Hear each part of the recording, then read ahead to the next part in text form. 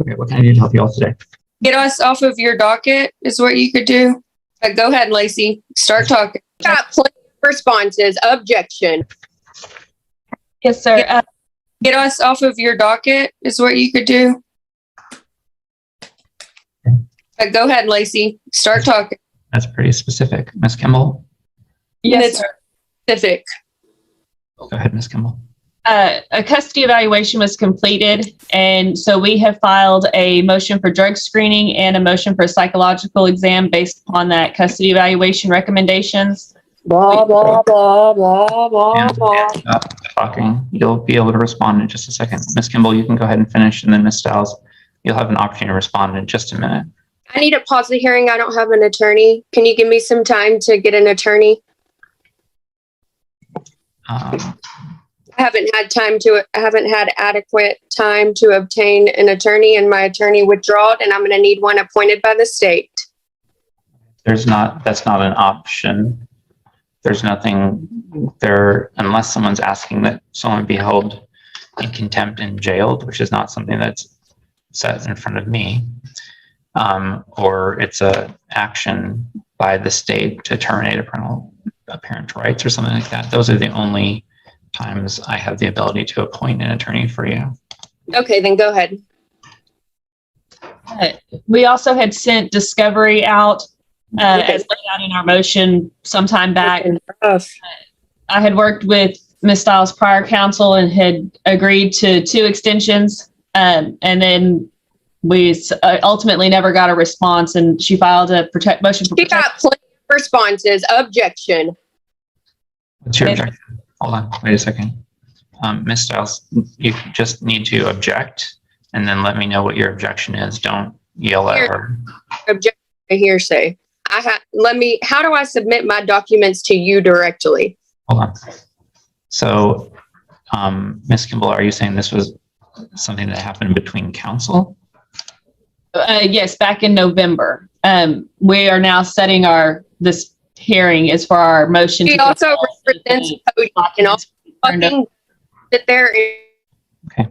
So, Ms. Stiles, I'll unmute you in just a second. You need to let Ms. Kimball finish what she's saying, and then when you're talking, she'll let you say what you're saying, unless one of you has an objection that is a legal objection. You can't just talk at the other side. So Ms. Kimball, why don't you just go ahead and finish telling me what, so you said that you're wanting a drug screen, so drug test, and do you say psychological or psychiatric? I thought you said psychological exam. And then we have an order to compel Ms. Stiles to turn over the responses to our discovery request, to provide dates for a deposition and for attorney's fees for $1,500. All right. So Ms. Stiles, I'm sending you a prompt to unmute. If you just unmute yourself, you can respond. What is your response to those things? Let's go with the drug screening part. Do you have an objection to taking a drug test? I'm not going to pay for it because I'll tell you up front, I'll file for marijuana. When was the last But time? I'm happy to take it. A candid admission of daily marijuana use changes the courtroom dynamic immediately. Admission narrows defense options and gives the court factual basis to order testing. Remember, legality in another state does not eliminate custody concerns or the court's best interest obligations. When was the last time you took marijuana? I use marijuana daily. All day, every day. And it's legal in what states? California. So we can either get there or not get there. Your choice tonight. Okay. So I'm glad to take the drug test. Stop. Okay, go. It's going to be on his expense, but Stop.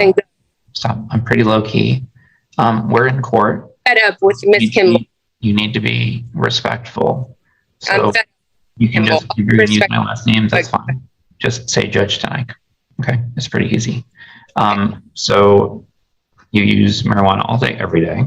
Not really all day, every day, but I use it daily, if that helps you with your interpretations. Mr. Low-Key Honorable Judge Tanike. I'm not interpreting. I just said what you said. Okay. what is your response to the request for a psychological evaluation? Not doing it, and you cannot force me to do it. You cannot physically make me go and show up and partake in anything that I do not want to partake in. Yes or no? Do you agree or not agree? You don't get to ask me questions right now. I'm asking your position. That's my response to you. Okay. You will not get any. I'm not doing a psych eval, and you cannot make it mandatory. Interesting. In terms of the motion to compel, where they're talking about discovery, what's your response to their motion to compel? Have you read their discovery? When are you going to view my videos? Ma'am, you need to answer my question. I answered your goddamn question. All right.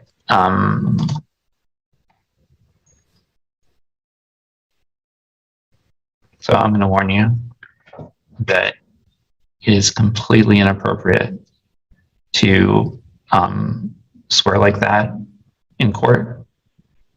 You need to take yourself, you need to put yourself back on camera. Thank you. I'm not going to allow that. So if you do that again. The judge's threat of fines and contempt is courtroom management, not drama. Sanctions preserve decorum and protect the record. They also damage credibility when imposed. For litigants, emotional outbursts can backfire legally. For viewers, it signals who controls the narrative.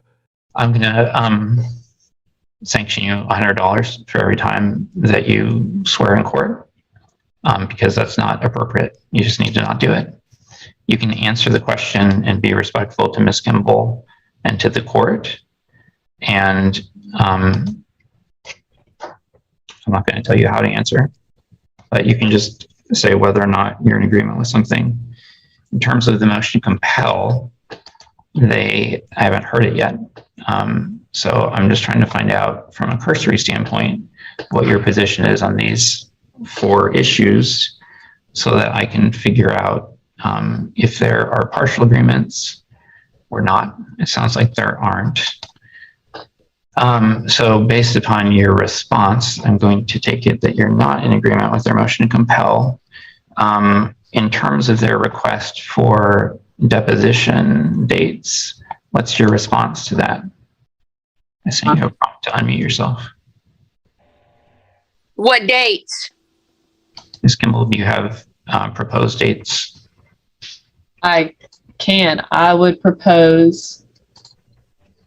And whose expense? Mine? Because if it's mine, I'm not fucking doing it. Sanction, give me $100 fee. Woo, Okay, woo. well, so I am finding you in direct contempt. Okay, 1 fine. Finding you $100. Okay, make it 2. Damn, I said 2 words. Ma'am, I don't think you want to do this. At least the people in the courtroom seem to think you don't want to do this. I will, not because you're requesting it, but because you're not following the order. As I said, sanction you. Please do. Let me do it. So that's $200. Here, I'm sure she wants my apartment number, right? Turn it to Miss Kimball. You're going to want that. Stop. That's not something that she asked for. Ms. Kimball, what date? No, What date? everybody else. I would propose August 30th or September 2nd. Okay. How long? Are you wanting how long? That's a valid question. Is it half day, an hour, 2 hours? What do you I anticipate? would anticipate a full day. Okay. So what, the Ms. 30th or the 2nd? Yep. Which of those dates works better for you, Ms. Stiles? What time, dumbass? 3 contempts. You're correct. That is 3. Yep. Supposed to start at 9 a.m. What date? Stiles, that question is to you. Never I mind. said what I'm not time? gonna let Time, you pick. date? You know, these I'm not gonna things. let you look. You don't get to do this for your own pocketbook. I'm muting you for. All right. I'm going to count that as another violation. So in terms of the request for the deposition, she didn't have any objection. I don't know for the my own record that she opted out after flipping me off.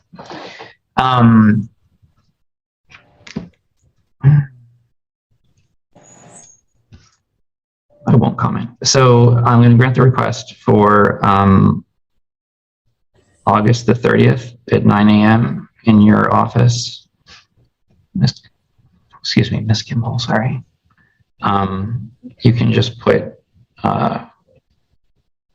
as much specificity as appropriate for in order that, I mean, it would normally have your address and time and everything like that, but just so there's no confusion, since she disappeared, I will sign an order that orders that the deposition take place.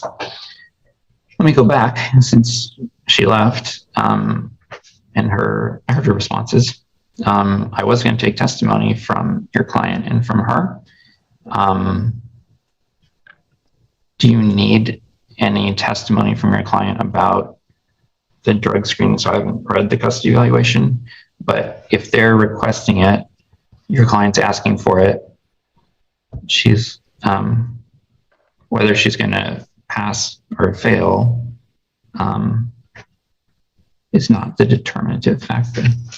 Because you may want it to see if there's something other than marijuana. So I'm going to grant that request. I don't need testimony from a client about that.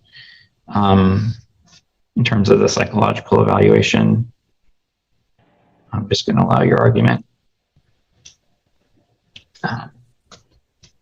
Your Honor, I think based on the presentation today of Ms. Stiles and the custody evaluation report from Mr. Bouchard, I think it's apparent that there could be some mental health issues that would obviously impact custody and access to the child. So we believe a psychological evaluation would be necessary. Furthermore, Ms. Stiles is not in possession of any of her children at this point, and has not been paying support on AILA for a little over a year now. And so we would be requesting, she's also received the tax stimulus funds and income tax returns for claiming the children. So we would ask that the expenses be put on Ms. Stiles to pay for that. I'm sorry, to pay for what part specifically? For the drug test and the psychological evaluation. Because she's been receiving that money. Yes, sir. Okay.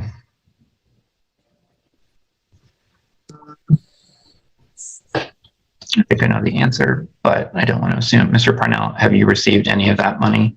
Does she provide even $100 to you? No, sir.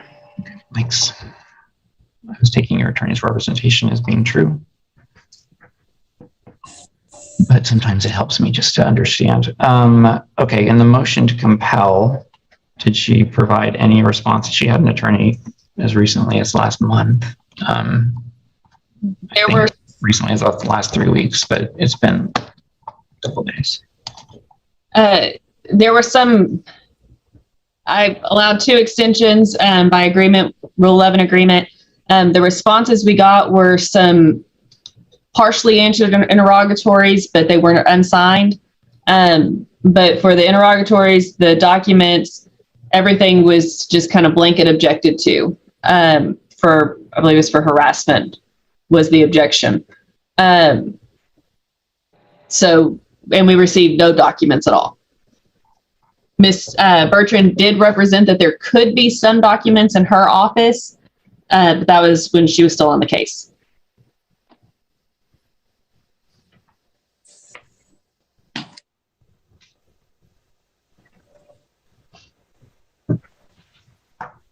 And were there objections made to the interrogatories? Yes, sir. Objections to undue burden, unnecessary expense, harassment, or annoyance.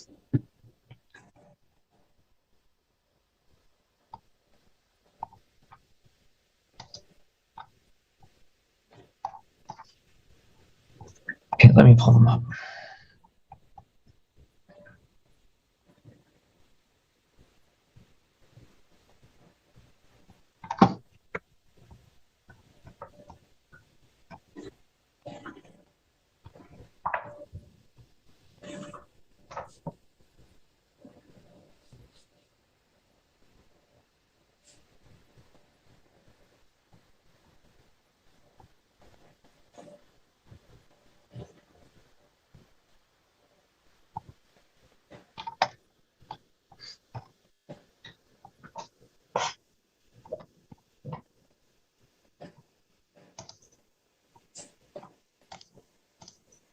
Okay, so in reviewing them, one is about persons expected to testify at trial,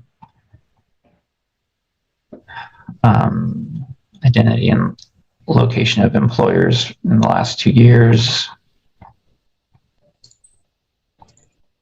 identity of people she's had an intimate relationship with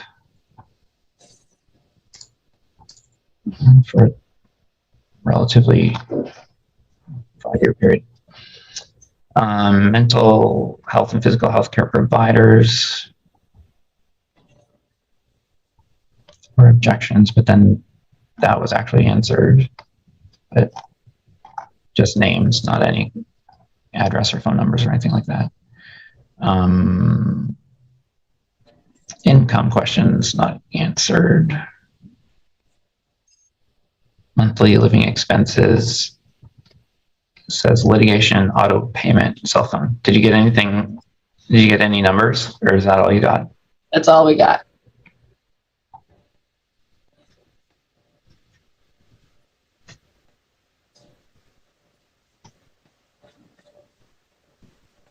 Okay, she objected to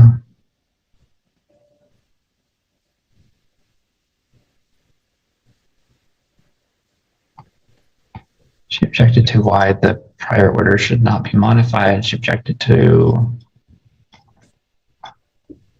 a question about the child's present living environment and visitation for the temporary orders, if that's not in the best interest statewide generally. She objected to that. She provided a partial answer. She objected to child support questions. She objected to counseling and psychiatric questions.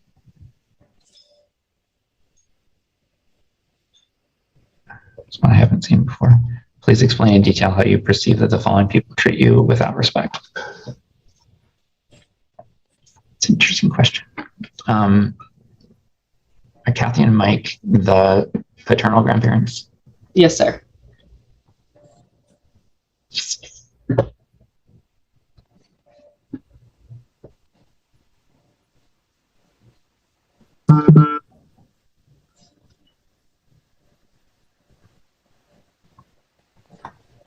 And the last one is about if she's seen any changes in the demeanor behavior of the child immediately before or after the child's been in possession of the father. So any objection to relevance, all of those are relevant. The objections to there being undue burden, unnecessary expense. I'm overruling those. It's not an undue burden to answer 12 interrogatories. It is not an unnecessary expense to respond. And I'm overruling the objections to harassment or annoyance. So overruling objections to interrogatories signals the court expects full transparency. The judge deems the questions proportional, rejecting claims of burden or harassment. Non-compliance now invites enforcement, sanctions, or adverse inferences. A tactical escalation that increases pressure to produce documents and truthful answers.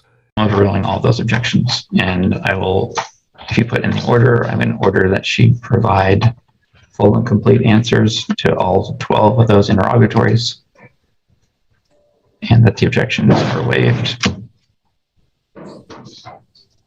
And then in terms of the request for production,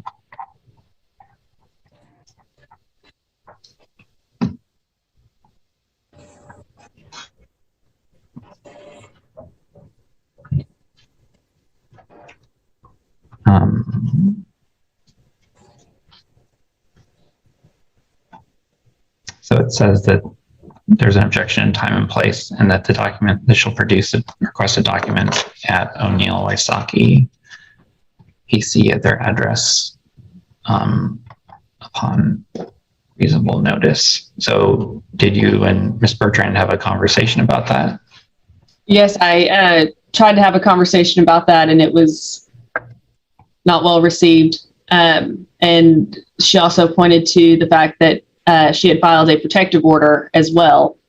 And so she did not want to deliver any documents or allow me to inspect until the protective order was heard.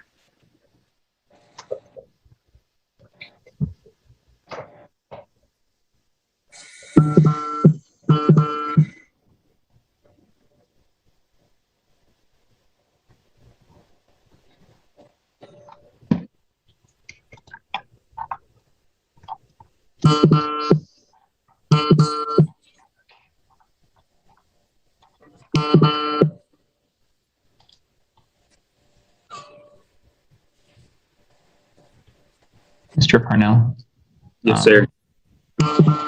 Sorry, my phone's blowing up. She's texting in group text again. This happens quite frequently with her. It's fine. Apologize. I was going to ask if she was participating by text. If you can just put your phone on mute, please. That will help me because I'm trying to review your terms of motion. Thank you.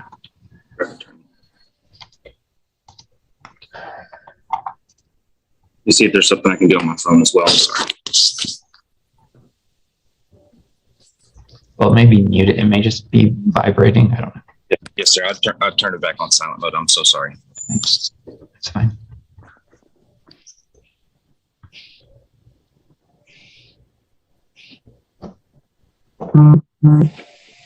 So September 29th, the request for production was sent. Response was provided November 20th. Okay, there's a part about the agreements to extend.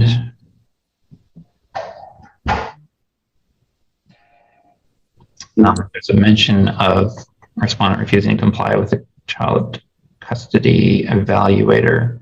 Since I'm not taking testimony from your client right now, are you wanting that to be admitted? She ultimately finished the child custody evaluation and did comply. Okay, so I'm just trying to clarify. I'm not trying to get a yes or no. I'm trying to understand. So you referenced earlier that the request for the drug screening and the request for the psychological evaluation were contained in the custody evaluation. Yes, sir. Are you wanting that to be admitted? Yes, sir. I was going to have Mr. Bouchard there to testify at trial.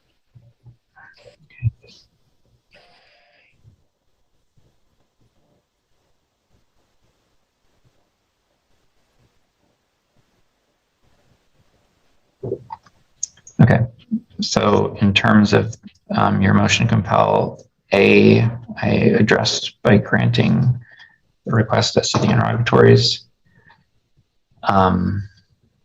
What you put was within 15 days of the order. That's reasonable. As to the request for production, I'm granting that request that she also produce those documents to your office. So anything that she took to her attorney's office, she needs to deliver it to your office now, since she didn't provide any argument of substance.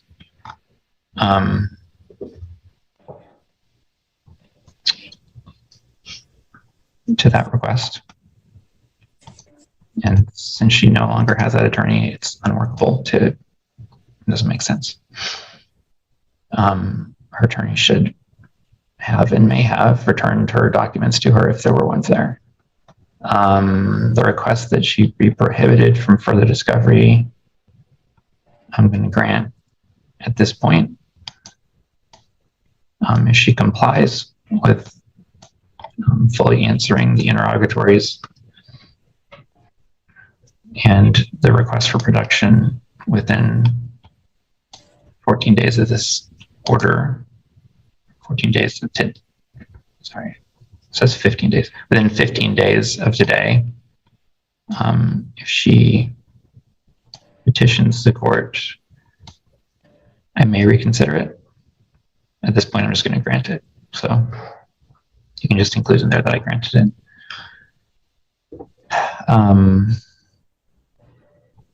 The deposition about dates we addressed. So that's August 20th, your office at 9. I'm sorry, August 30th, excuse me, August 30th, 2021 at 9 a.m. in your office. And then you're asking for attorney's fees of $1,500. So I do need some testimony about that. So I'll waive swearing as an officer of the court. What testimony do you want to provide regarding the attorney's fees? Yes, sir, Your Honor. My name is Lacey Kimball. I'm licensed with the State Bar of Texas. I've been licensed for about 8 years and recently became board certified in family law, effective as of December 31st. I have my hourly rate is at $275, which I believe is fair and reasonable based upon my knowledge of other attorneys and their general billing rate. I've expended approximately 5.5 hours, which is just slightly over $1,500 in preparing the discovery, sending it, the Rule 11 agreements, conversing with trial, following up on the motion for the protective order, the motion to compel, and now this hearing. The hearing, obviously, as of today, all of the drafting was done within a day or two prior to the date of filing or service of discovery. And so at this point, I would request $1,500 be ordered from Ms. Stiles, made payable for attorney's fees incurred in pursuing this discovery. Thank you. So I'll grant that request. $1,500 in attorney's fees, and I'm going to find that that's reasonable and necessary. Granting attorney fees, ordering a 10-panel nail test paid by the respondent, and deeming refusal a positive result dramatically shift risk. The court punishes non-compliance and incentivizes testing. Financial exposure and evidentiary presumptions now materially affect custody strategy and credibility. Inappropriate. In terms of the motion for drug screening, you're asking her to go take a 10-panel nail test, and that she pay 100% of the drug testing costs. I'm going to grant that as well.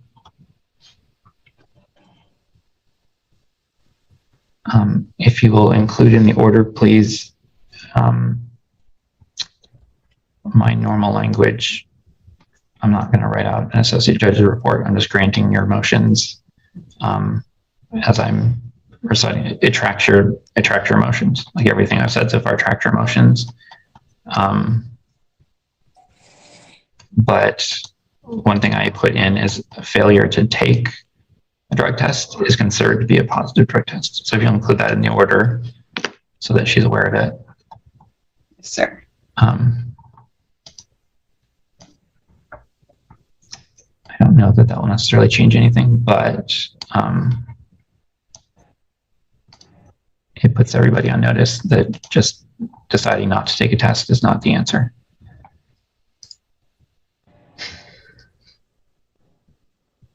In terms of the request for the psychological evaluation, I'm granting that request. You're requesting that Dr. Lammers do that.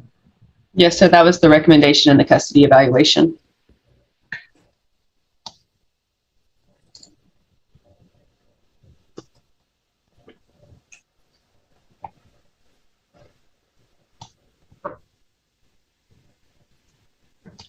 Okay, so I'm going to grant the motion for psychological evaluation and grant the second paragraph where it asks that the respondent, which is the mother, Ms. Stiles, pay for her psychological evaluation.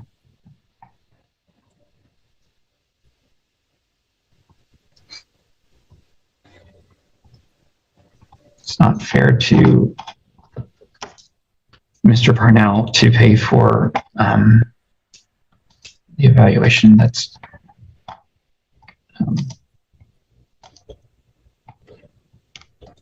it's based upon her whatever happened in the custody evaluation, whatever prompted that. Based upon my experience with the case, it's not fair to Mr. Parnell to have to pay those costs. So I'm granting that completely as well.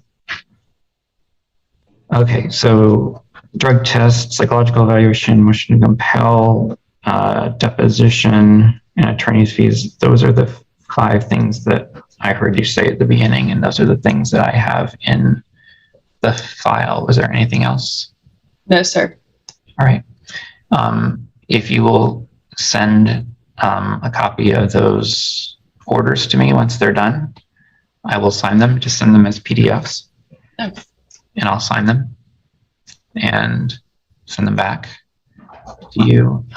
You don't need to do a 10-day letter or send them to Ms. Stiles prior to submitting them to me. You can just send them, just CC her so that it's going to her, and then assuming that it tracks the language of your motion, which I'm sure it will, or I have every confidence that it will, I will sign them, and then I'll just reply all. And Mr. Parnell, so you're aware, from time to time, increasingly, litigants will take it upon themselves to email me. Although I send them a response that says I can't consider ex parte communication. Sometimes that stops people, and other times it doesn't. I want you, and if the mother was here, I want her to know too, that I don't consider those communications. That's not directed specifically at her. I'm saying it because of what was going on a few minutes ago, but just so that you understand, I only consider things that are here in court. So your attorney is professional. She would never do this, but whether it's an attorney or a litigant, I don't consider those things. First of all, it's a rule not to, but second, it doesn't make sense in our world to do that. We just consider evidence and testimony that's in court. To the one thing that she was asking that I might have been able to address if she'd stayed, the answer is if she wants to provide documents or evidence, she does that the exact same way her attorney did, or your attorney does, by pre-submitting them and then offering them and staying. That's how. So Mr. Parnell, the point of that is just, if your phone is getting, as you said, blown up by text messages from her, if she were to send me ex parte communications, just like any other case, I'm not going to consider them. I'm not going to read them. I will look at an email to see if it's something that's requesting a special setting, but that's as far as those things go. So, Ms. Kimball, so you know, if you get ex parte communication that's directed to the court, I'm not going to address it. I'm just not going to look at it. So you don't need to respond to those things. Anything that needs to be addressed, we'll address in the hearing. And obviously, any request for a special setting would be something that I would have you all coordinate your calendars on. Okay. I'm going to go ahead and excuse you all at this point. I wish you all the best. Thank you, Judge. Summary. The judge granted the motion to compel full discovery, set deposition dates, awarded $1,500 attorney's fees, ordered a 10-panel drug test at respondent's cost, and mandated a psychological evaluation paid by her. If this surprised you, like, comment, share, and subscribe for more breakdowns.